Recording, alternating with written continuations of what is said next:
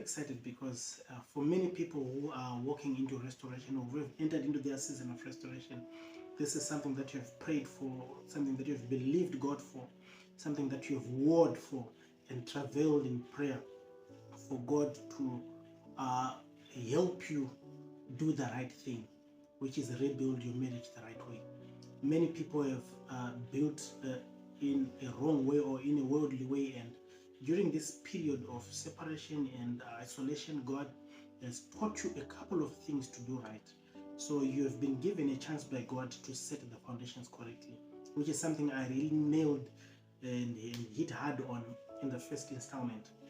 But I want to show you what the enemy does when you are in this place, so that you are aware and you embrace the tactics that the Holy Spirit will give you to war. One of the things that I want to really encourage you to be doing in this season is praying more in the Spirit.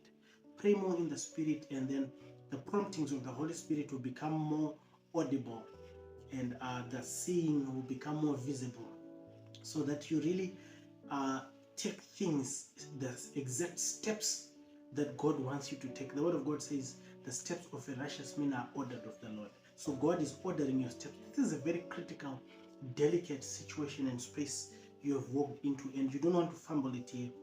But one of the highlights of this season of the return of the prodigals is the intensifying of the warfare. And if you have walked, if you have been worked on by the Holy Spirit, this is no longer as scary as it used to be. This is not even scary. It's a place that you know God fights your battles.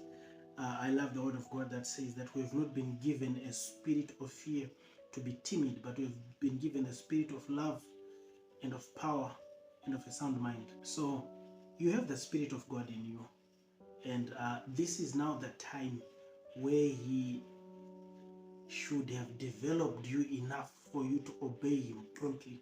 One of the things I said in one of my previous videos here is, in this season, God is teaching you to obey Him quicker. The Word of God says, my sheep hear my voice and they obey it. So you have been calibrated by God to be intentional in executing the voice or the promptings of the Holy Spirit that He prompts you, and the things that He says to you. We also spoke of the many ways that God speaks. And I'm sure by now, if you've entered into a season of restoration, which is the restoration of your life, the restoration of your soul, if your soul has been restored, you are now aware of the voice that speaks to you, the voice of the Holy Spirit, in the many ways, in the many forms that He chooses to manifest to speak to you on a day-to-day basis. Praise the Lord. I hope you're getting me. I'm so excited for you. Now, this is what the enemy is doing in this season. This is what the enemy is doing in this time, because he has seen that you have gone through what is required of you. He senses, the enemy senses the breakthrough. And what he normally does is he starts bombarding you with thoughts and ideas. The Word of God teaches us to war against thoughts. It says we do not wrestle against flesh and blood, but against principalities, against powers, against the rulers of the darkness of this world, against spiritual wickedness in high places. And the weapons of our warfare are not carnal, but they are mighty through God to the pulling down of strongholds, casting down imaginations, and every thought that exalts itself against the knowledge of Christ. So we are dealing with imaginations right now. Yeah, these imaginations and thoughts, they are coming from spiritual wickedness in high places. These are influential positions in the spirit realm. These are your Sanballat and your Tobias. These are spirits and entities that can see the goodness that God has prepared for you, or they can sense it. Many times the enemy senses that God is about to do something in your life by the angelic activity around your life. Many people cannot sense and see that, but the enemy can see the intensifying of heavenly assignments being sent towards you, which is the heavenly activity of angels around your life. But that's a story and a teaching for another day. I am going to read Nehemiah chapter 6. The title says, Further Opposition to the Rebuilding. So the enemy is just trying to oppose you rebuilding the temple, you rebuilding the kingdom with the model that God has given you. But we are going to continue building our marriages the kingdom way. way God designed marriages to be built. When word came to Sanballat, Tobiah, Geshem the Arab, and the rest of our enemies, that I had rebuilt the wall and not a gap was left in it, though up to that time I had not set the doors in the gates, Sanballat and Geshem sent me this word: come, let us meet together in one of the villages on the plain of Ono. So the enemy could see, the enemy can see, you have done what you expected to do. You have been faithful, you have obeyed the word of God, you have given up, you have given your life to Christ, you have given your life, your soul, for God to mend it, and He has done it. You have given all you are supposed to do, and you have obeyed the word of God, and you have gone through the process. The enemy can see that. Now, his next level of attack is to try and make you self-sabotage. He's going to try and make you self-harm, self-destroy. He's going to try and encourage you to do the thing because he can't do it for you. He wants you to do it and sabotage the process. And this comes in so many ways in this season. If you're in a season of restoration, even though you might not be in communication with your spouse, even though things are not looking as if God is doing something, He is. And you have obeyed and heard Him say, this is now your time, this is now your season. What He then begins to do is He brings thoughts and ideas. One of the thoughts is, I am better now. I know better. I have gone through my process. I could just live my life like this. Another thought that the enemy can bring can be, okay, sometimes he brings another person into your life, and you look at a whole person, a wholesome person that probably went through the same process with you or has never gone through whatever you're going through, and they look like they are the perfect replacement of your spouse. God does not replace spouses. That's a teaching of the enemy. Don't listen to it. But the enemy will bring that into your mind. And when he does that, he's going to bring, if you are on this platform, probably TikTok, on YouTube or Facebook, he's going to bring someone who will justify that idea that he has planted as he plants tares in the wheat, so that he confuses you if you can be confused. But I want to believe by now you are able to hear the voice of God. You are His sheep. You hear His voice. Praise God. Praise the Lord. Hallelujah. So now, He will try and make suggestions. There are suggestive thoughts that will start bombarding your life in your season of restoration. And you have to be careful to bring them, to interrogate thoughts. The other thing that he tries to do is he will try and remind you the wrong that your spouse has done, or the wrong that your spouse is doing even now. And many people who have gone through separation or divorce will tell you that sometimes when that darkness shrouds your spouse, they can be very mean and cruel in action, in words, in deed, and say demeaning things. The enemy will start revising and re-bringing those things back into your ear. Things that probably you had years ago, you start regurgitating them to say, okay, this person said this about you, this person says this about you, this person is doing this. Do you think they're still worthy of your attention or worthy of your time?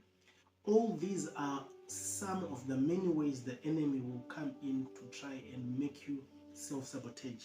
The same way these guys say to the builders in Nehemiah, come to the villages of Ono, let's negotiate. Do not negotiate with the enemy. Do not negotiate, do not compromise, do not give him an ear. Any thought that is coming from your past, put it down. Any thought that is coming from that is a condemnation or that steers strife, anger, malice, that steers pain in you, is not coming from God. The Holy Spirit is not trying to open old wounds. If anything, the Holy Spirit heals those wounds. So if you've gone through your process and you've gone through your healing, the Holy Spirit is not going to try and injure you again. I think you get what I'm trying to say. But let me quickly rush through this so that I don't take much of our time. This is what, I love what Nehemiah did. In verse 8 he says, I sent him this reply. Nothing like what you are saying is happening. You are just making it up out of your head. They were all trying to frighten us, thinking their hands will get too weak for the work and it will not be completed. but I prayed. Now strengthen my hands. Praise the Lord. So this man took the threat. He took the condemnation. He took the painful words, being despised, being treated as trash. He took all the negativity and he shook it. He threw it away from him. He disassociated and says, all these things are not true. So all the things that the enemy will bring into your ear are twisted lies. They are not the truth. By now, you know the truth because it lives in you. So you must be able to identify any thought, any idea, any suggestion, any feeling that is not from God and shake it off. Interrogate it. Do what the CIA does. You've watched movies. Interrogate that thought. Make it suffer. It should question why it ever came in the first place. And then he says, after I had done that, after I had rebuked that thought, after I had rebuked those ideas and those suggestions, I prayed for the Lord to strengthen me. I prayed, now strengthen my hands. You are on the last mile. God must strengthen your hands for you to fight well. God must strengthen your hands for you to do the right thing and finish strong. Many people are going to need that special grace. So keep on checking some of the content we have posted so that you are aware of how to war. We are here by the in obedience to the Holy Spirit to help you fight well. But in all that we do, our mandate is to help you hear His voice. Hear Him. Hear Him at night when you sleep. Hear Him when you're working. Hear Him when you're doing all that you do in your life. But I'm going to pray for you. We are going to start Monday prayers. We're going to start Monday prayers. So every Monday I'll post up the times we'll be praying. We pray together. We believe God together. And I am partnering with you to believe God that in this last mile, you're going to run to win. Let me pray. Father, I thank you in the name of Jesus, your goodness and your mercy, your grace, your love that is so amazing, that covers up all our sins, multitudes and multitudes of sins. We embrace it. We thank you for your grace. We thank you for your love. Even in this moment, strengthen the hands that are weak and the knees that are feeble, that we may finish strong and finish well. Fight well and finish strong. Lord, I pray in the name of Jesus, those who are hearing suggestions from the enemy, I bind you, devil. You have no right over this life. I pray in the name of Jesus and I rebuke every thought and idea, every suggestion from the enemy in your life. And may the volume of the Holy Spirit be increased that you hear him more. And I pray all this in the name of Jesus Christ. Hallelujah. Praise the Lord. I love to hear your comments, your testimonies, what God is doing in your life. It encourages someone else. So be intentional in sharing how you've been fighting, how you've been warring, what God has been doing. And my glasses are misting. The things that God has been doing in your life in this season. I feel in your season of restoration, what have you learned? What are you learning from your spouse, from God, from all around you, so that you may strengthen someone else's journey and be that beacon maybe that they need perhaps to look at it and say, if God is doing this for this person, He can definitely do it for me. But until next time, may leave you here. God bless you.